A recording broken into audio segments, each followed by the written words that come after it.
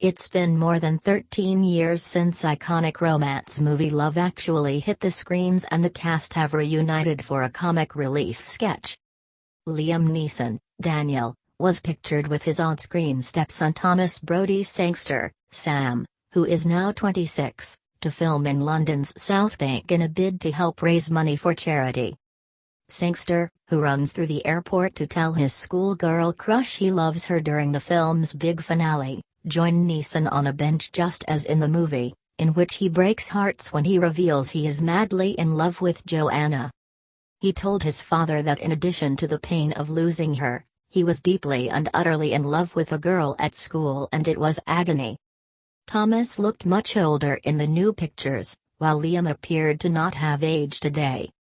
Sporting a mustache and a bomber jacket, he had a big smile on his face as the pair got to work. He's now well known for playing Jojen Reed in Game of Thrones. He had a recurring role in the HBO series, as a young heir tasked with helping to protect Bran Stark. He also stars in the hit sci-fi adaptation Maze Runner, the third and final installment of which is due to hit cinemas in 2018. Olivia Olsen, Joanna, was 11 when she starred as the adorable schoolgirl who stole her classmate Sam's heart, and stunned viewers with her powerful rendition of Mariah Carey's All I Want for Christmas Is You. Now 24, the LA-based actress and singer is part of the cast behind two animated series, the Cartoon Network's Adventure Time, in which she voices Marceline the Vampire Queen, and Disney's Phineas and Ferb, in which she voices Vanessa Doofenshmirtz. Olivia also regularly posts her own music on her YouTube channel, which has over 20,000 subscribers, and in 2013 she released her debut EP entitled Beauty is Chaos. Richard Curtis' partner, the original film's screenwriter Emma Freud, has been busy tweeting updates from the set as well as asking fans for their plot suggestions. Script for Red Nose a Day actually still being written. Any story developments you'd like to see? Ideas welcome. Won't air till at Red Nose a Day, she tweeted on Wednesday, with hundreds of fans sending the writer their ideas. Many were keen to see a tribute to the late actor Alan Rickman, who died last year. The acclaimed actor played Emma Thompson's husband Harry in the film, who soon had his eye on his secretary Mia.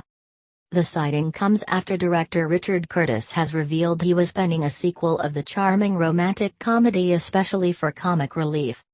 The 60-year-old filmmaker reunited with film stars, including Keira Knightley, Colin Firth, Liam Neeson, Bill Nighy, Thomas Brodie-Sangster, Andrew Lincoln and Rowan Atkinson, for a 10-minute short called Comic Relief Actually.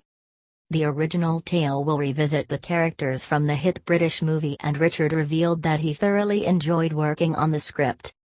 He said, "Over the years, I've enjoyed doing Red Nose Day specials of TV things I've worked on, Blackadder, The Vicar of Dibley and Mr. Bean.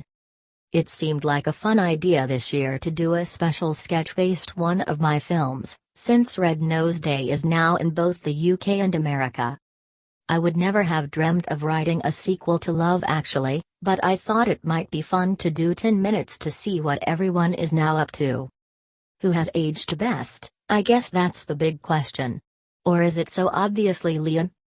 Richard added that he was thrilled that so many of the big stars from the movie were available to shoot the mini-movie.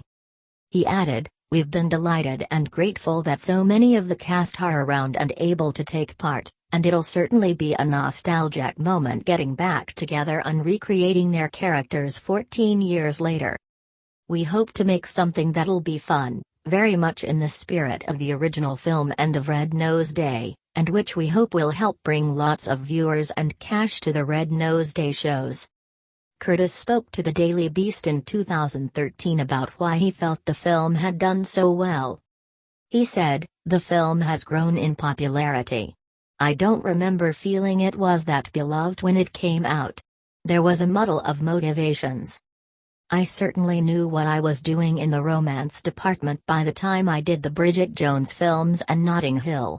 Because I was so well versed in those, I started to think of other stories, the Colin Firth one and the Hugh Grant one, which I conceived as two separate whole films I could write.